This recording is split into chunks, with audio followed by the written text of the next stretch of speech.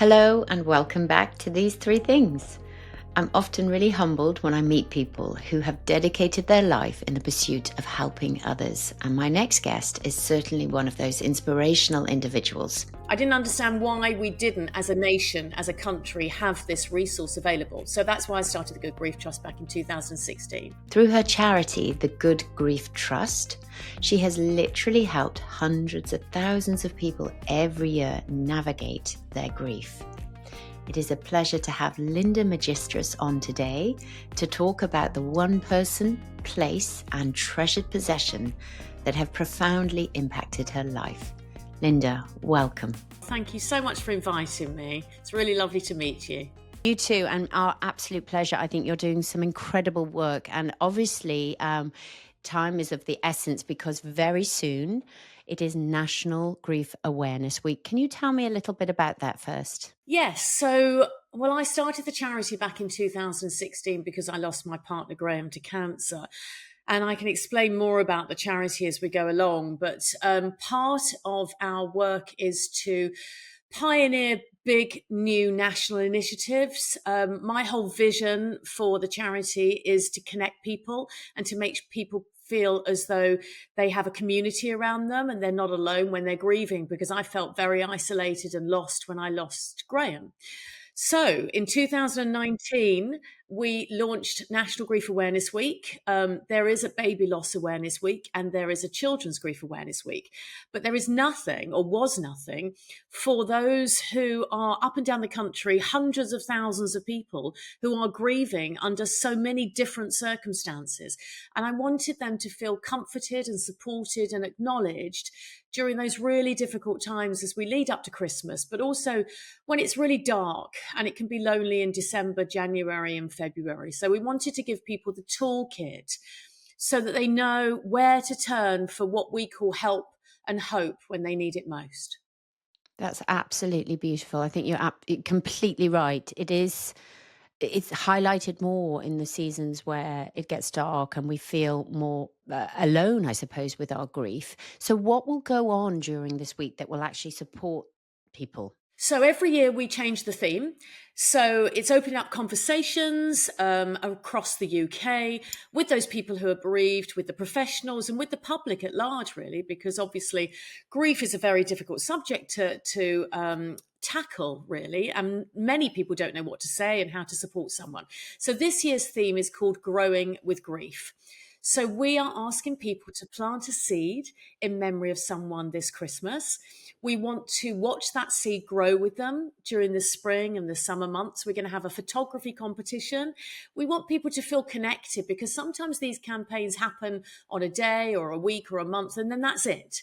But we want people to know that they're supported and that they are part of our Good Grief community throughout the whole year. Yeah. And we've got little sweet pea seeds, and the variety is called Sweet Dreams, which we thought was really lovely. And we're also asking people to go for walk and talk events. So these walk and talk events are happening up and down the country. We've got a lovely T-shirt here, so I will hold it up for those people who are actually looking. Growing with Grief. Beautiful. Yeah. So it's a seed and it's being planted to grow flowers and plants.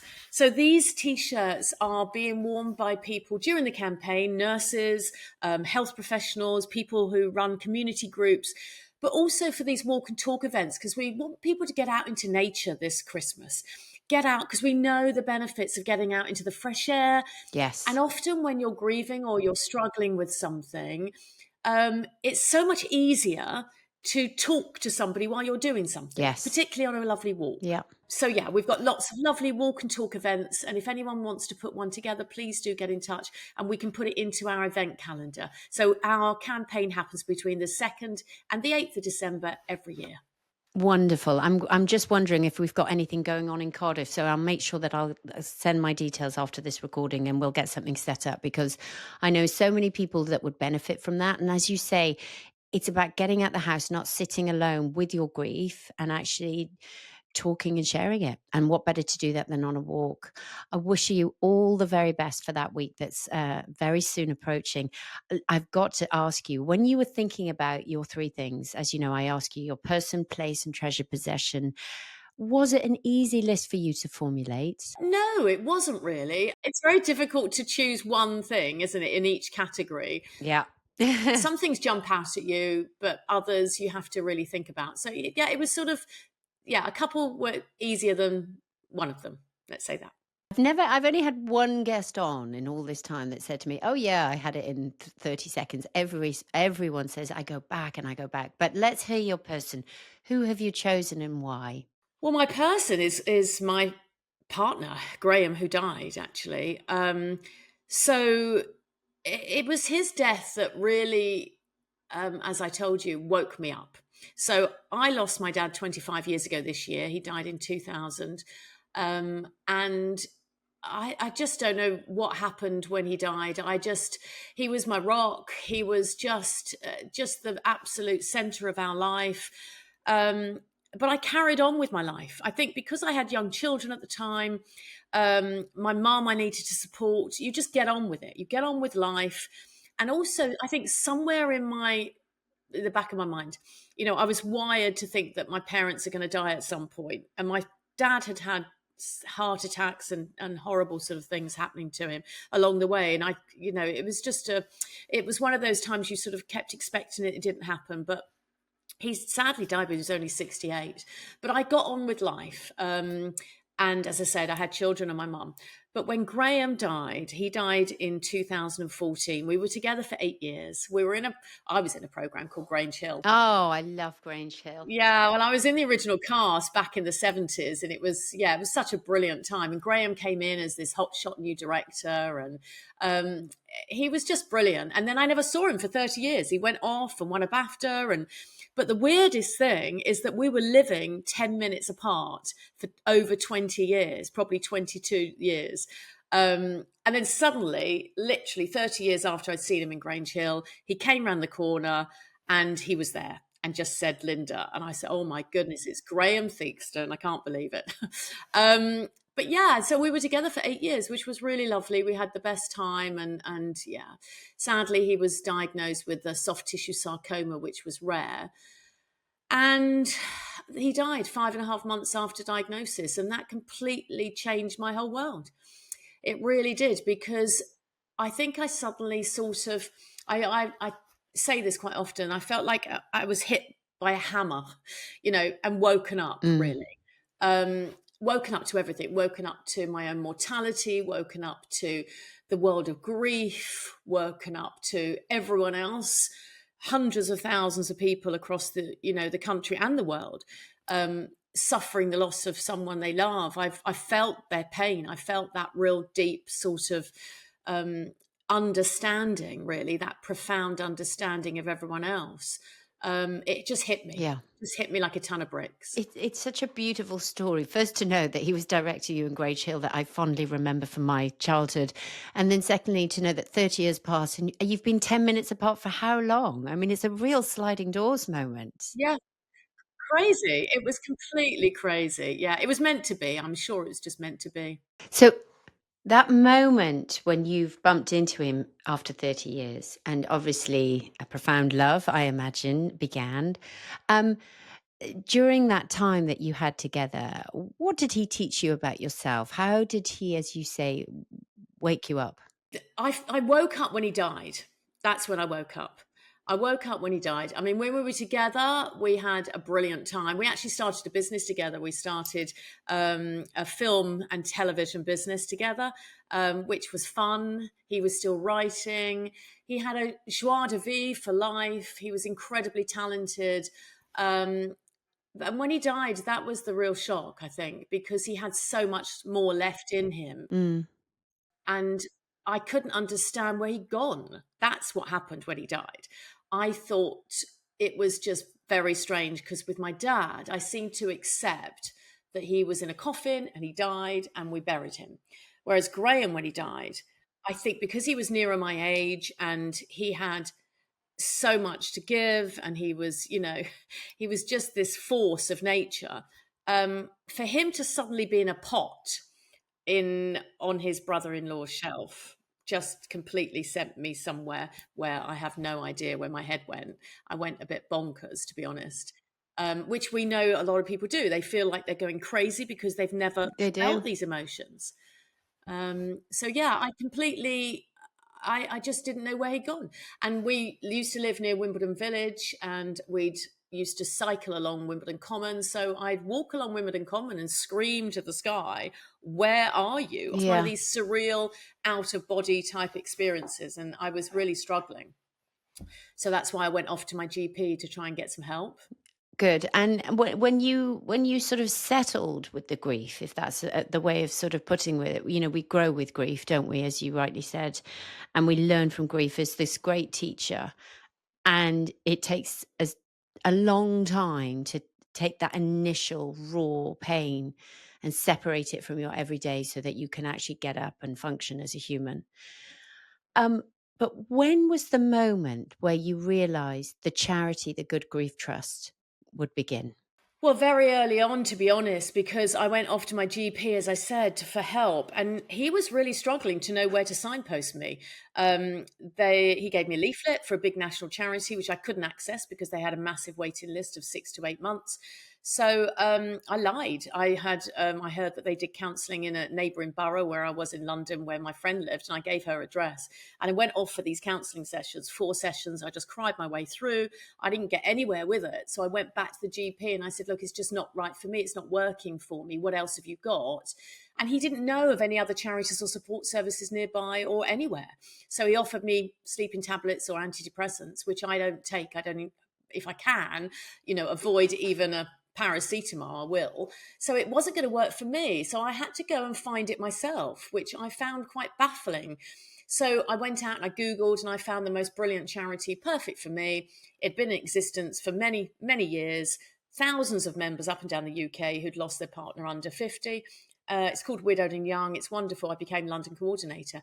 And when I went back to the GP and the health professionals in the hospital where Graham was treated, and I said, "Why didn't you mention this?" They'd never heard of it.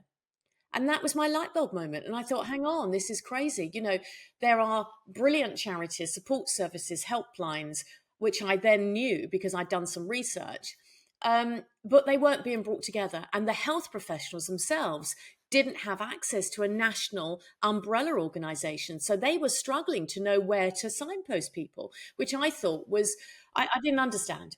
I didn't understand why we didn't, as a nation, as a country, have this resource available. So that's why I started the Good Grief Trust back in 2016. So we now have over 1,000 charities, support services, helplines. Um, we've got a grief and bereavement cafe map under the one umbrella. And we use a resource, this card, if anyone's watching, it's called the Good Grief Card. Oh, I've seen this. Yes. So this is basically used in NHS trusts, in GP practices, in funeral directors, schools, universities, as the go-to, really, the national resource that people will be given very early on, because it's really important to be given information very early on, because then you don't go out and your mind goes where it shouldn't be going. Yeah. To know that there is support very early days is really key.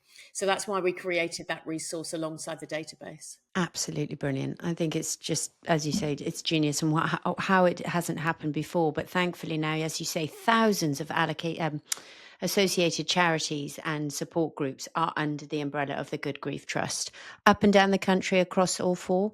Across the 4 nations, yeah. Good. And we're working with the Metropolitan Police. We're working with bereavement teams, end of life teams. As I say, the funeral trade, everybody really, because grief is affecting everybody. Obviously, this is something that is everybody's business. We really do need to wake up to the fact that we're all going to die. But if given the support early on, we can live our lives as a grieving family member or friend. If somebody close to us dies and we get that support, we get the knowledge that actually there is help when we need it, because we might not need it on day one. We might need it straight after the funeral. We might need it Yeah. 6 weeks, 6 months later, 6 years later. But to know it's there and to know that you can access something again that is right for you, which is really important. So we offer tailored services. So it's a bit like finding the jigsaw pieces for a puzzle, because grief changes. We might need something, maybe a helpline on day one. We might need a retreat further down the line. We might need a yoga session. It just completely depends on you, what you need, and we need to fill that space at the time of at the time for those people when they're grieving. I must ask you, could you tell me a little bit about Graham's character? What was he like in his personality and his spirit? What attracted you to him? He was just a one-off, Graham. I think he was just incredibly unique man. He was driven. So when he was in Grange Hill with us, he was very, very ambitious. He started off as sort of assistant director, and then he became a director. And he started, some of the main key programming sort of during the 80s. His name was on the credits for those. He was just very kind, very savvy, very calm. One of his sort of little mantras that I always remember is, keep calm at all times. Calm at all times, Linda, he used to say to me. And he used to have this very sort of chilled, laid back way of life. But then when he was working, he was on it, and he'd have a whole set of hundreds and hundreds of people on set, and he'd be able to manage it all. And he was in his element when he was doing that. He was just a really funny. I mean, we laughed so much. It was just brilliant to have that sort of connection with someone where you just You've got laugh. to have that. That's the most important ingredient. It really is, isn't it? It really is. Humor and understanding, and just that fun and the joie de vivre, I think is lovely. When someone has energy and a spirit and a passion for life, I Yeah. think it's very attractive. Well, I can imagine the two of you together because I think you're a complete force yourself. You're an entrepreneur and you can clearly put your hand to so many different things. As a couple, I can imagine you were totally dynamic. And may I ask, 8 years on, you have changed with grief. You've evolved, you've grown, you've been incredibly committed to this charity. And I'm sure a lot of the grief can sometimes be channeled into that work. But personally, when you sit with yourself 8 years on, where is it? Where is it with him? It's in a good place, really. I mean, you don't think, for anyone out there who's grieving now in those really early hours and days, you don't think that you're ever going to come out of it. You don't think you're ever going to find any joy, that you're ever going to laugh again. There's all that guilt around trying to find joy in your life again after a bereavement. You think it's wrong. There's all these judgments, and so there's so much of a mixed emotion around grief. But I think, well, for me, channeling my grief into helping other people, and I'm just absolutely passionate not to let anybody fall through that net, and not to anybody to walk out of a hospital or have the police knock on the door with a sudden death without knowing that they will be okay. Eventually they will be okay. And that's the way I feel, really. I feel like, um, Graham's given us this incredible gift, if you like. I mean, the legacy that he's left behind is amazing. I mean, even in the charity's name, he used to be called GGT, which is, sorry, GT, Graham Theakston. And we call the charity now GGT, which is the Good Grief Trust. So I wanted to get his initials into the charity as well. So he's part of us, which is lovely. Can I talk about him all the time? Yeah. And we remember, him and who he was, and that's what we try to encourage people to do, is to say people's name, because often as a society, we're scared to say the name of someone who's died because we think it might upset someone. But actually, it's a wonderful gift, to Absolutely. share their memory, to share who they were, their little quirks and fantastic or not so fantastic things that, about them. It's lovely because we remember them then when we keep them alive. I mean, they're not going to go anywhere. They're always in our heart. My dad is with me every day. So it's all that, really. I think Yeah. it's called continuing bonds, so it's trying to keep those bonds tight as we move forward. And Graham will never leave me. No. I've got so many wonderful memories and I treasure. It's I wonderful. You've said so many beautiful things, but I really love the fact that you've reiterated and told our listener the importance of talking about them, remembering them, saying their names out loud, because we keep so much in our heart and our head, don't we? And, we can sort of swallow and silence that memory over time because it's maybe just easier to do that. But actually, having conversations and having great memories shared around a kitchen table and allowing the tears to come, that's part of it, and not fearing it is so important to growing with the grief. It really is. And that's how we do. That's how we sort of manage life and manage these incredibly painful episodes of our life. And it's growing a life around the grief. There's an analogy that we have sort of, there are images that we share a lot, which are sort of jars, and then inside each jar is the same size grief, but those jars will grow. And for example, the analogy of flowers and a garden and all those lovely support system around us, the friends, the family, the professionals, they grow, and our life grows around the grief. It never goes away. But it can soften, the pain can definitely soften, Yeah. but it comes back. I mean, it can come back at any random time. You can be at the supermarket and then see, somebody's favorite cheese, and you can absolutely start blubbering, Yeah. or hear their favorite music or smell a favorite smell, whatever it is. Yeah. Yeah. Well, I can really relate to so much of what you're saying. And I personally am going to be planting a seed this Christmas, certainly in the first week of December, and going on a walk and remembering my dear dad. So thank you so much for sharing your person and sharing your dear Graham. Why don't we talk about your place now? Where is the one place that Linda Magistris returns to where her soul sings? Where have you chosen? I've chosen the beach. So I used to live in London, and I've moved down to the Dorset coastline. Um, and my parents moved down into the New Forest, and I used to come down with my children when they were very young, and we used to head to the beach all the time. Open water to me is my sanctuary, really. So I'm very, very fortunate to live right near the beach, down sort of Bournemouth and Poole Way. And I head to that beach and I sit there with a cup of tea, and a blanket, and I am very happy. I don't need anything else. It's just so comforting, so energizing, so calming. It's got everything you could possibly need, because I think for me, it just gives me that perspective on life as well, because Mm. it's so huge. The sky, the horizon, the sea, everything is just there for you to drink in, literally. And it's just incredibly therapeutic and helpful for me. Is it Bournemouth Beach, specifically, that you go to? Yes, all Lovely. along there. And it's just amazing, even in the storms, when it's all wild and crazy, the water. It gives you another aspect to life, really.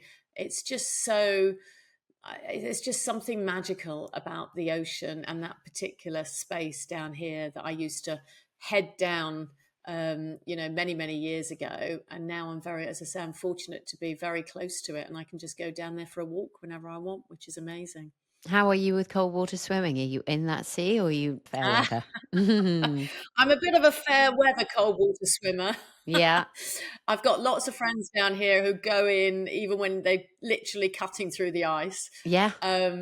I do like a sunny day. Have you done it, Dev? Have you done the cold water swimming? Oh, I love it. I absolutely, well, I'm not religious with anything, but if I was to go to a cold body of water today or New Year's Day, I would have to go in for sure. I am literally one of those run in, scream, couple of laps, and then I'm out. I'm not hardcore, but I love the cold water. I love what it does for me. But I hear what you're saying about just there's something about being on that expanse of sand, isn't it? And I know Yeah. I know that beach. It's gorgeous. And you're as far south in Britain as you can get, and you've probably got the best of the weather. Um, but yeah, just to sit and take a cup of tea and a blanket and a cushion and meditate and just look out and reflect on your life and reflect on what has been and what's to come is your peaceful moment, I imagine.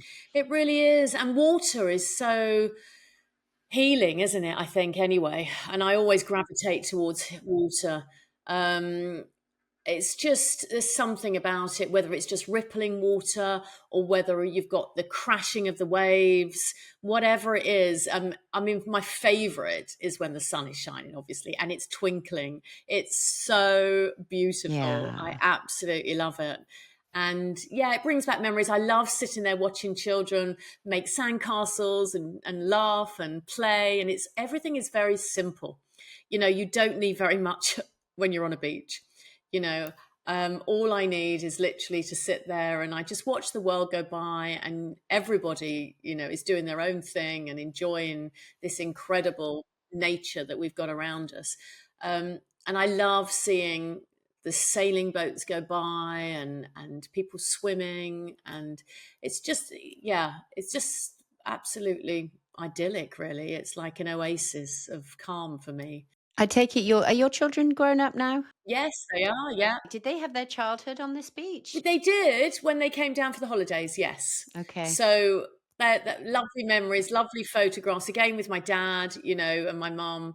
And it was just so lovely to watch them grow, if you like, down there, down by the ocean. It's just, yeah, I just think it's just such a wonderful family, wholesome place to be, really, the beach. Yeah. For me, I can get wrapped up in a hoodie and I can go down with a hot chocolate and just sit there, or I can stride. I mean, when Graham died, I used it as sort of therapy, really. Yes. And because I'd moved down from London and I didn't have Wimbledon Common to scream at, so I'd go down Mhm. and shout to the ocean, because it wasn't going to answer me back, but it was just a way of expressing my emotions, really, which was really helpful. Yeah, I bet it was. You just throw it all out to sea. And did Graham go on that beach with you as well? Does he know that beach? Yeah, he did. Good. Yeah. And as you say, your dad. Yeah, my dad particularly, but we did a lot of traveling together, and we went out to France and we went to the Normandy beaches, actually. So it's just lots of lovely memories. And it just gives you perspective, because when you see the ocean and you imagine where it's going, you know, it's going somewhere, and there are other worlds out there and other people and things happening that, are bigger than us. It sort of calms me down anyway. Yeah, it's the perspective that it gives you, the enormity, or certainly our sort of fragility. And for me, the sea is all about the melancholy. It's quite a melancholic place as well, Yeah. because there's something about tides of just taking stuff out of you and taking it away. And I think when you're transitioning chapters of grief, around big anniversaries and something, there's something about being next to the ocean, which actually literally feels like it's being extricated out of you and moved through you. Um, Yeah. and you can just wash it away, literally just wash it away. And I think that's when I most like to just get in the cold water and dunk myself under like a baptism, because I'm like, I just don't want to feel this anymore. And you come out anew. It's a baptism. Yes. I'm quite near to Pembrokeshire, so Pembrokeshire would be my sort of get to and go to and escape. I thoroughly recommend it. But I do know Bournemouth Beach, and I think it is a gorgeous, gorgeous choice. Um, Lovely. Well, let's segue then onto your treasured possession, if I may. So, this is the third question I ask my guests. What one item, if you were stripped of everything and you could take just one thing with you, what have you chosen and why? Well, you also said it didn't have to be an actual item. It could be a mantra or a quote or something that you sort of carry with you. Yes. And yeah, that's what I carry with me is the night my dad died, actually. And that was, the biggest impact that I'd ever had in my life, the first big loss. And we were driving down from London to my mum, who was absolutely beside herself naturally because he'd only just died at home. And we pulled into a motorway station, and there in front of me, in neon lights, was this sign that said, "Supporting you every step of the way." And I can't even say it now without getting upset. um, and I just take that with me because I felt like it was what I needed at the time. Yes. It was, for me, a sign that was from my dad to say, "You're going to be okay. I'm being with you. I'm with you every step of the way." And I just feel like that neon sign is in my head from my dad, whenever I'm struggling, or whether, times are hard or there are Mm. challenges in life. And it just reminds me of family. It reminds me of my roots. It reminds me of as you just said, the fragility of life, but the strength that comes with love. And I think that for me is just means everything. It doesn't matter where you are, or what you're trying to achieve. Love is the basis of everything, isn't it? Yes. And my dad gave me, just everything as a child. And I think that one moment for me was quite pivotal, because I just felt it so deeply and profoundly that that was a message from him. And yeah, that's what I carry with me. That's my sort of treasured possession, really. I absolutely love that. With you every step of the way. Were those the exact words? It actually said supporting you. It's crazy. I don't know where it was. It was I just sat in the car and I looked up, and there was this neon, I think it was orange even. It could be even been orange, which would be very weird, because obviously the charity's brand is orange.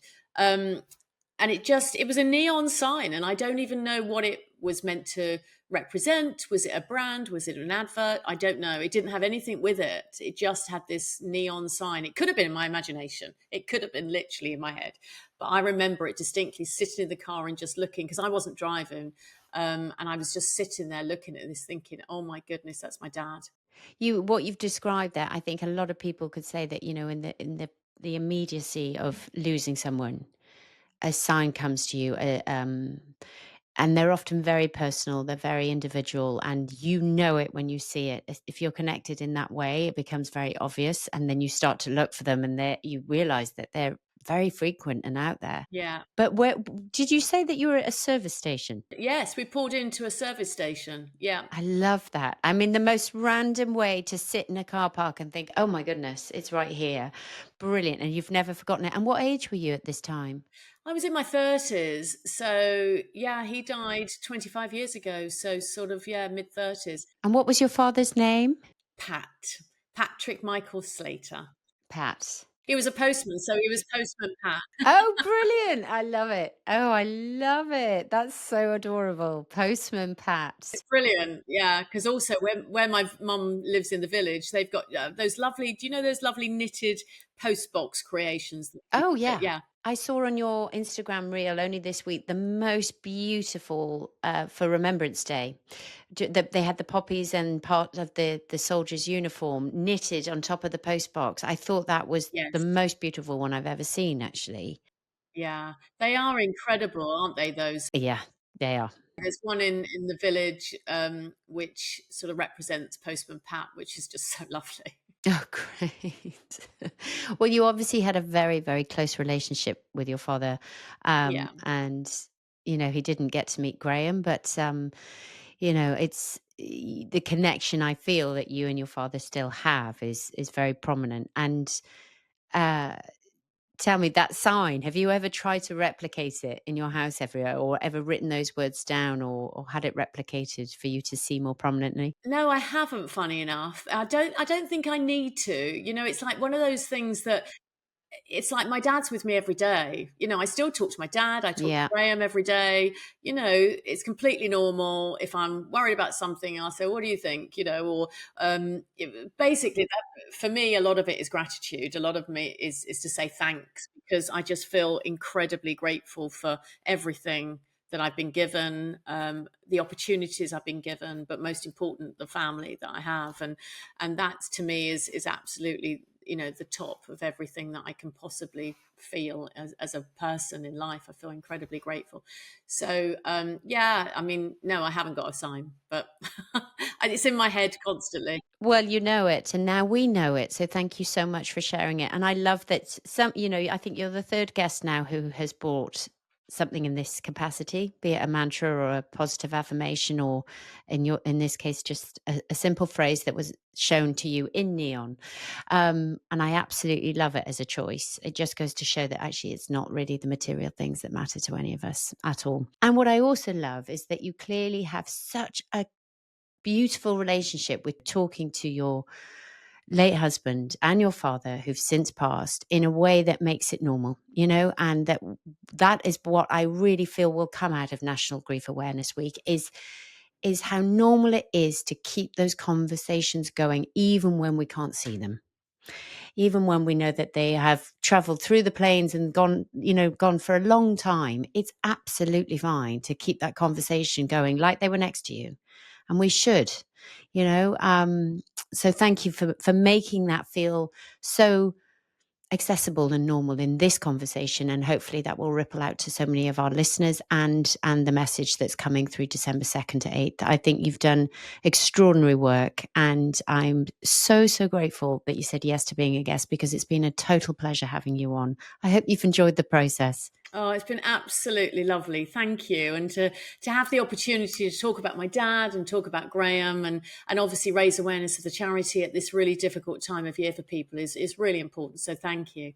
And just to say, finally, if anyone is sort of struggling to know what to give people maybe for Christmas, or if they don't know what to say to someone who's grieving, because that, as you said, is really difficult to know whether you should bring their name up. What should you do? We've got lots of lovely things on our website, so please do have a look. We've just launched this lovely little book. It's called Help and Hope in One Little Book.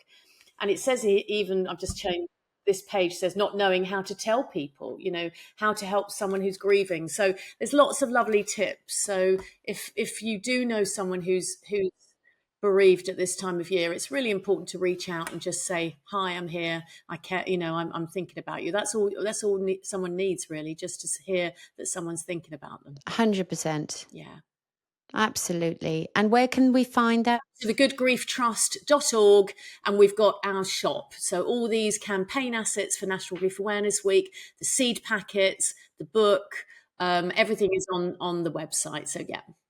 Wonderful. Oh, Linda, thank you so much. All the very best. And I look forward to catching up with you again. Thank you so much, Deb. It's a pure pleasure. If you have enjoyed this episode, it would mean the absolute world to me if you would press subscribe or follow now. It doesn't cost anything to do so, but it does make a huge difference in getting this podcast made. You can find us on Instagram at these3things.podcast. And if you think this episode would be enjoyed by a friend, please do share it now. Until next time, bye-bye.